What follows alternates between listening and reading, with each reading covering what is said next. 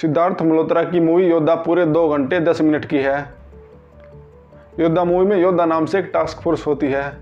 योद्धा task force का founder Arun Katiyal का फादर मेजर सुरेंद्र कटियाल था।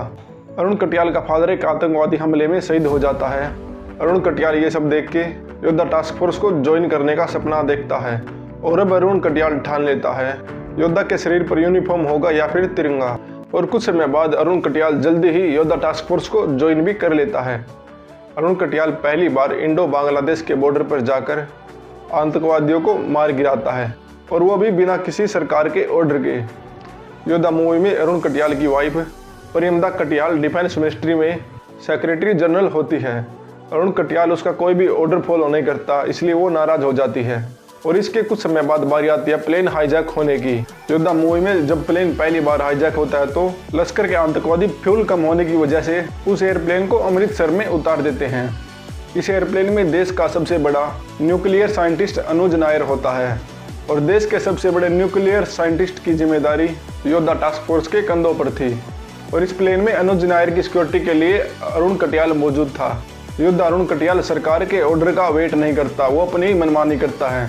अरुण कटियाल इस प्लेन को हाईजैक होने से नहीं बचा पाता और देश के सबसे बड़े साइंटिस्ट अनुज नायर को भी नहीं बचा पाता। उसकी इस हाईजैक में जान चली जाती है। लश्कर के आतंकवादी योद्धा को एयरप्लेन से उठाकर बाहर फेंक देते हैं।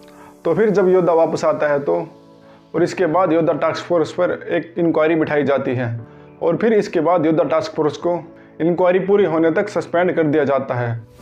और फिर योद्धा टास्क फोर्स में जो अरुण कटियाल के साथी होते हैं तो उन सब की 3 महीने की तनख्वाह रोक दी जाती है।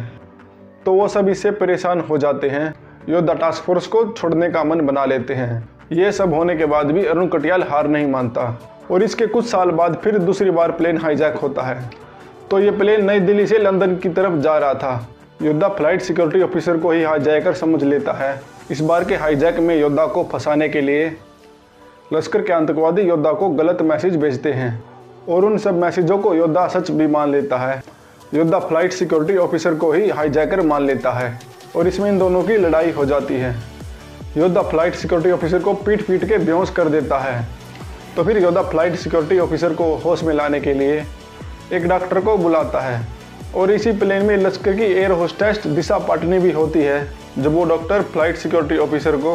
डॉक्टर एंटीबायोटिक का इंजेक्शन लगाने के लिए मेडिसिन की डब्बी निकालता है, पर उसी टाइम दिशा पाटनी उस दवाई की डब्बी की जगह जहर की डब्बी रख देती है। जैसे ही डॉक्टर उसको इंजेक्शन लगाता है तो उसके मुंह से जाग निकलते हैं और वहीं पर उसकी जान भी चली जाती है। तो फिर वो उस बॉडी को ठिकाने लगा देते हैं। इस फ्लाइट को 2 पायलट उड़ा रहे थे, पर उनमें से लश्कर का एक हाईजैकर निकलता है और इसी टाइम पर कुछ और भी चल रहा था। और प्लेन के हाईजैक होने के टाइम पर ही पाकिस्तान के इस्लामाबाद में भारत और पाकिस्तान के स्टेट ऑफ हेड शांति समझौते के लिए इकट्ठे हुए थे और इसी वक्त पाकिस्तान के न्यूज़ चैनल वाले एयरप्लेन को हाईजैक होने की खबर फैला देते हैं और इसी के साथ एक गलत न्यूज़ भी फैलाते हैं। फ्लाइट का हाईजैकर भारतीय फौजी होने की आशंका जताई जा रही है। इस फेक न्यूज़ के कारण अरुण कटियाल की मुश्किल और भी ज़्यादा बढ़ जाती है।